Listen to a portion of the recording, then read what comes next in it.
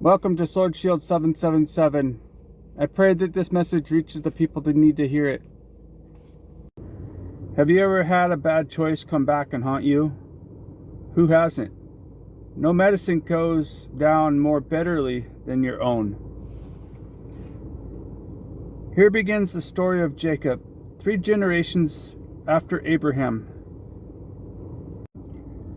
Through no merit of Jacob's, God renews his covenant with Abraham's descendants to him in a dream, and Jacob heads for his uncle Laban's home. This is a forced move, one that he has brought on himself. Jacob is shrewd, and he has proved it. Now he has to prove that he's resourceful as well. For these themes, personalized faith, being patient, dealing with justice, struggling with childlessness, resolving sibling rivalry, and taking matters into your own hands. Laban could scheme just like Jacob. It was the custom of the day for a man to present a dowry or substantial gift to the family of his future wife. Jacob's dowry was not a material possession, for he had none to offer. Instead, he agreed to work 7 years for Laban. But there was another custom of the land that Laban did not tell Jacob. The older daughter had to be married first. By giving Jacob Leah and not Rachel, Laban tricked him into promising another 7 years of hard work.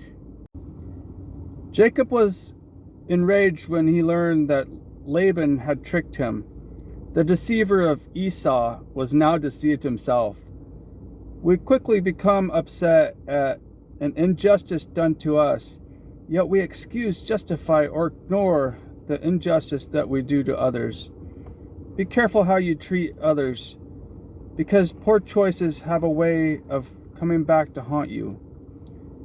Think of a recent time when you felt cheated. How would God have you respond to the person who cheated you? And think of how you might have acted unjustly towards someone else. What should you do to make that situation right? Going to be reading Genesis chapter 28 verse 10. Meanwhile, Jacob left Beersheba and traveled towards Haran.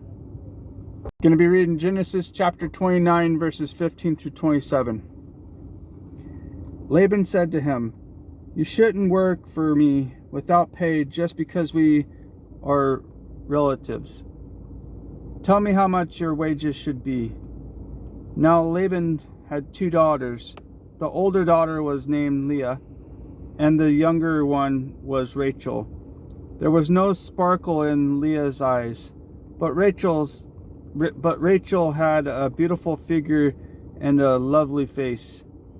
Since Jacob was in love with Rachel, he told her father, "I will work for you for 7 years if you'll give me Rachel, your younger daughter, as my wife." "Agreed," Laban replied. "I'd rather give her to you than to anyone else. Stay and work with me." So Jacob worked 7 years to pay for Rachel, but his love for her was so strong that it seemed to him but a few days. Finally, the time came for him to marry her. "I have fulfilled my agreement," Jacob said to Laban. "Now give me my wife so I can sleep with her." So Laban invited everyone in the neighborhood and prepared a wedding feast. But that night, when it was dark, Laban took Leah to Jacob, and he slept with her. Laban had given Leah a servant, Zilpah, to be her maid. But when Jacob woke up in the morning, it was Leah. "What have you done to me?" Jacob raged at Laban. "I worked 7 years for Rachel. Why have you tricked me? It's not our custom here to marry off a younger daughter ahead of the firstborn. Laban replied.